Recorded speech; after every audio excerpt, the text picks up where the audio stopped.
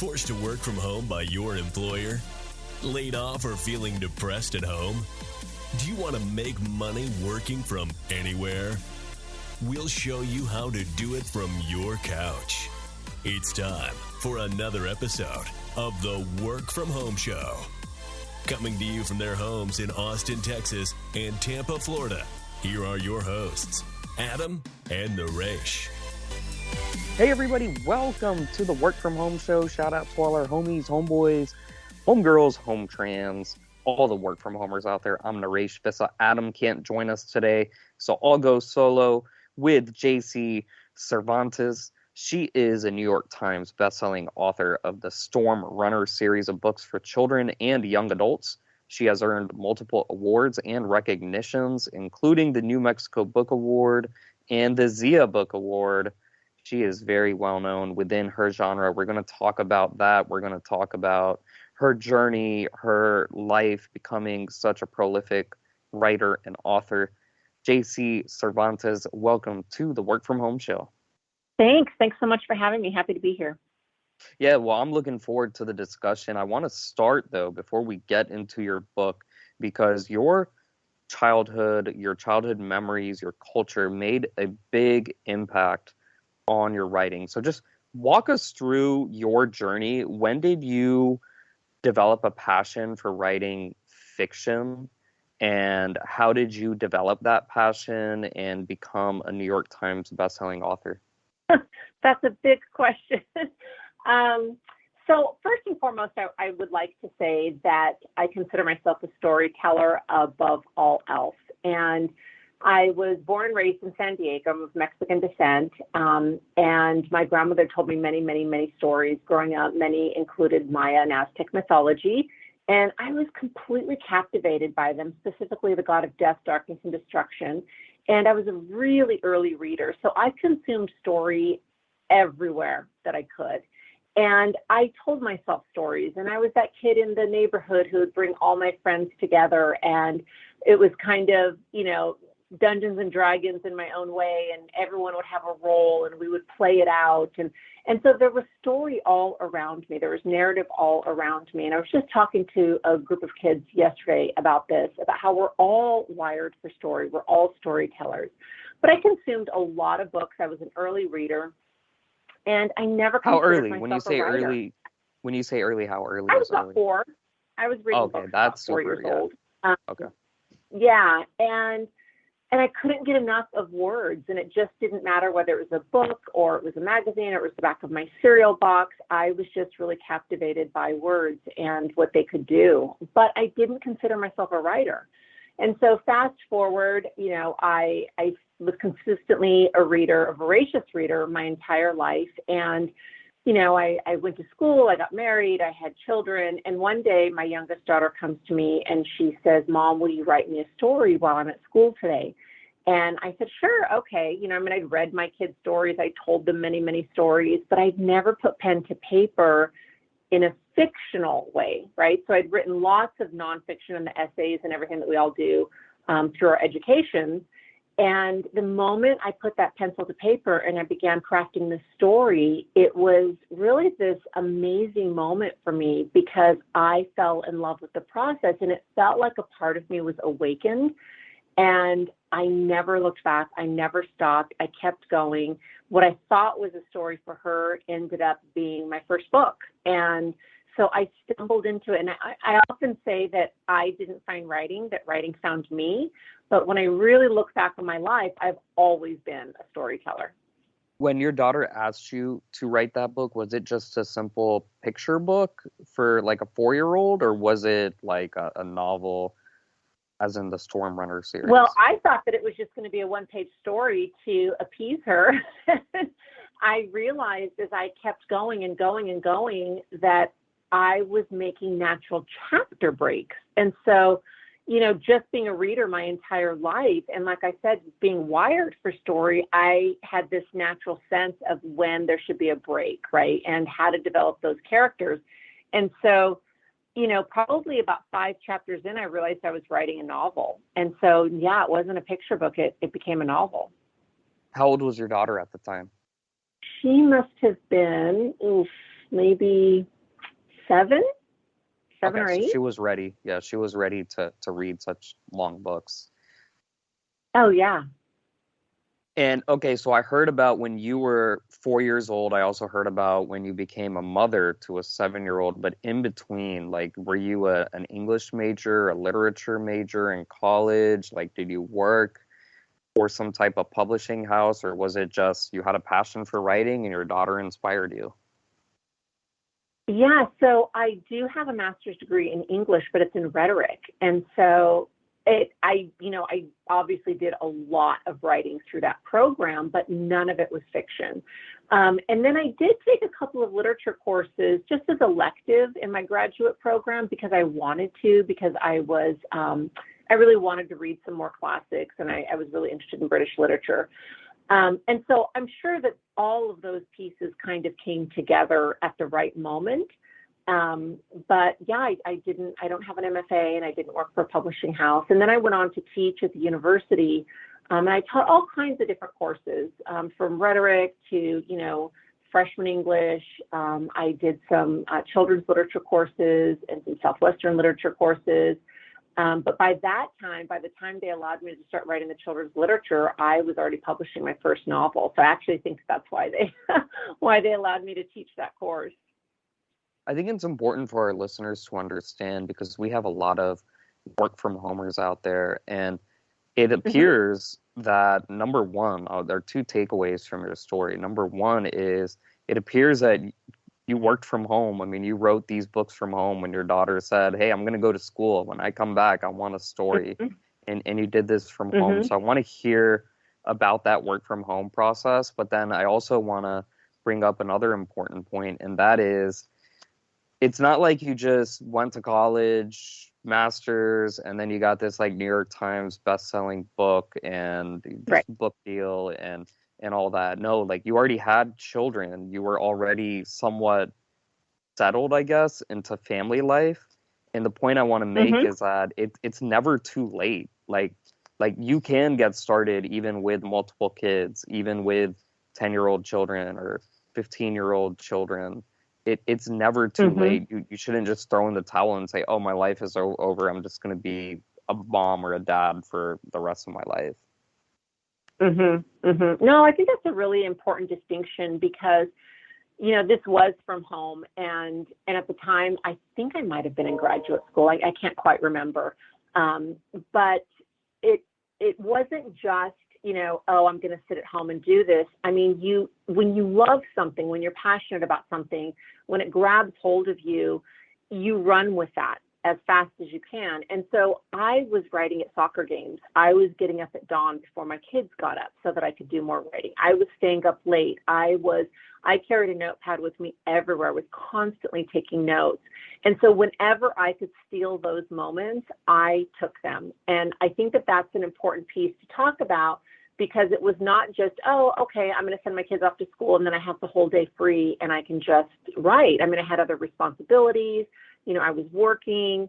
I had 3 daughters, a busy household, but it was something that I was so passionate about. And it was something that felt like such important work that I thought about it all the time. And so I made the time. And I often tell people, we all have the same number of hours in a day. Yes, some people have more flexible schedules than others, but it's what we do with those hours. And it's okay. If you can only steal 5 minutes, take the 5 minutes. If you can steal 30, take the 30.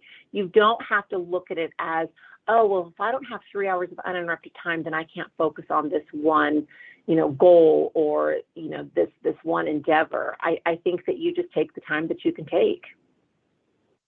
We've interviewed a few other New York Times bestselling authors, fiction writers on this show, and one commonality, I'm curious to know if you share this commonality, but we have so many distractions today, and I don't know when you got started, around what time, if it was after 2000 or so, but even if you work from home and you have time on your hands, you have your cable TV, 24-hour news, Netflix, Amazon Prime, all the streaming services. You have social media, TikTok, Twitter, YouTube. Facebook, these are all distractions, and it's hard. If you say, hey, I want to write a fiction book, it's hard to do it because you're constantly distracted by these other things. Do you just block all these out like all the other authors we've had on our show? Or are you active on those from a marketing perspective to engage with your fans and your readers? How do you deal with that? That's a great question. And it's interesting because I was just giving this talk yesterday that, part of being an author, 40% is writing the book. There's so many other elements that come into play. But I'll say this, yes, we can sit here and we can talk about discipline and we can say, well, just, turn off your phone and shut all that out. And, those are really easy fixes. But for me, it's more of a spiritual practice. And I'm always in search of silence. And I'm always in search of kind of that moment of flow. And I don't always achieve it, right? When I get into flow, the story really, really sings. Sometimes I will spend 10, 12, 15, 18 hours on a particular piece of a novel, and I trash the entire thing. And that's okay too, right? There's no time wasted. There are no words wasted, even if they never make them into the book that you're writing. And so for me, it's really about not just tuning out social media, but it's about carving that space for myself and valuing it in a way that my family understands, that I'm not going to get interrupted. And a lot of times I think that sometimes you're not sitting at your desk and writing. Sometimes you're out taking a walk and you're thinking. Einstein, I think, used to, whenever he would run into a problem, he'd go play the violin. And I know poets and other writers who, when they get really stuck on a story, they do something else that's creative that just kind of hopefully gets them back into that flow. So I don't think there's any one answer, and I don't think that there is, one piece of advice. But I think if you are a seeker of the quiet, then you will naturally turn off the rest of the world. Yeah, I think that makes sense. So when you wrote your book for your daughter, the next step is, okay, well, a lot of people write books. Their children tell them, hey, I want you to make up a story. I want you to write some book or create a picture book. But how did you take several steps forward and find an agent and get a book deal and all that good stuff? What was that process like? Because that's actually harder than actually writing the book. You're absolutely right. And, I didn't know what I was doing. And I was at Barnes & Noble and I was looking at all of these books, how to write a novel, how to create plot, how to create and develop characters, how to create setting, because I'd never taken a fiction writing class. And so I did a lot of that kind of studying, but I was also back then looking into, there was a book at the time, I don't even know if they still publish it, but it was part of the Publishers Marketplace, and it listed what editors were looking for and what agents were looking for. And so I kind of used that as a guide. But before I did all that, the most important piece is I had to get this manuscript ready. It had to be formatted in the right way.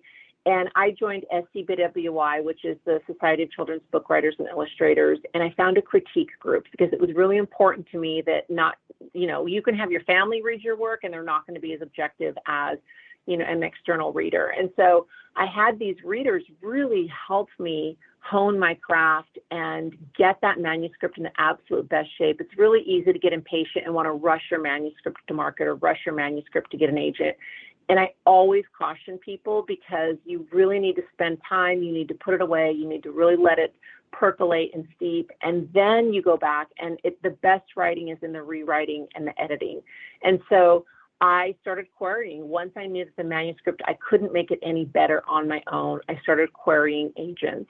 And then because I knew I wanted to be traditionally published, there are many roads to publication, but for me, I wanted to be traditionally published. And so I found an agent, and then the agent went about selling that manuscript. But there were also many years of rejection, and it was a really challenging time. So as a creator, it's hard to bring together the commerce side of things and the art side of things because we really want to focus on the art. And so dipping our toe into the waters of commerce and the commercialism of it sometimes is not that comfortable, and we don't necessarily, or I don't naturally gravitate to that. But I've had to learn, this is a business, and I've had to learn the hard knocks of that business. JC Cervantes, thank you so much for joining us on the Work From Home Show. She is a New York Times bestselling author of the Storm Runner series of books. Her website is jccervantes.com. Cervantes is spelled Cervantes. Cervantes. JC, can you share any other information about your latest books, what you have coming out, and also anything else you'd like to add? Sure. So the Lords of Night spinoff just came out yesterday. Next year, I have a young adult novel that I'm really excited. It's published with Penguin Random House. It's called Always Is It Forever, and I will just say it's a ghost love story. I am really proud of that book. I also have my first adult novel coming out next year, The Enchanted Hacienda, with HarperCollins Park Row Books, and then, of course, the second Lords of Night. So I have 3 books next year, and I think a couple more the following year. So I'm busy for the next few years, and I'm really excited about it, and I'm excited about each of those books. That's a lot of... So how many books have you gotten published? Normally we have guests on and they're like, oh, I have ideas. one book coming out. Yeah, I so definitely how many stay busy. That is true. Like how many have you actually published? I think I have 8 on the market right now, and I'm like another slated 8 for, I think, another 6 maybe. I've lost count. I really just try and stay focused on the writing and what's at hand. I don't typically count, but yeah, I think that's about right. So are you writing these books, like, are you writing 3 or 4 books at the same time, or are you just spitting one out in like 6 months, then moving on to the next one, spitting another out, and they all just happen to be coming out at the same time? Yeah, publishing schedules are funny that way. And so I'll sit down with my agent and I'll say, okay, how do we want to time each of these books, and how can we work around the contracts that, I have these deadlines. And so, no, I only work on one book at a time. As a matter of fact, a couple of weeks ago, I was turning in the first draft of one novel, actually Lords of Night #2. And I got copy edits on the adult novel. And then I was at another point in edits on the young adult novel. And it all came to a head in 1 week. And I thought I was going to lose my mind, because I don't generally like to be in that many worlds at once. It's very challenging, especially when you're at different points in the manuscript. And so I like to focus on one. And then when that's done, I turn it in and I turn to the next one. But I typically write 2 books a year. That sounds good. JC Cervantes, thank you so much for joining us once again on the Work From Home Show. To all our listeners, check us out at workfromhomeshow.com. That's www.workfromhomeshow.com. Get on our mailing list. Follow us on social media. If you have any questions for JC or for us, hello@workfromhomeshow.com. That's the easiest way to get in touch with us. hello@workfromhomeshow.com. That's our email. And until next week, keep on working from home.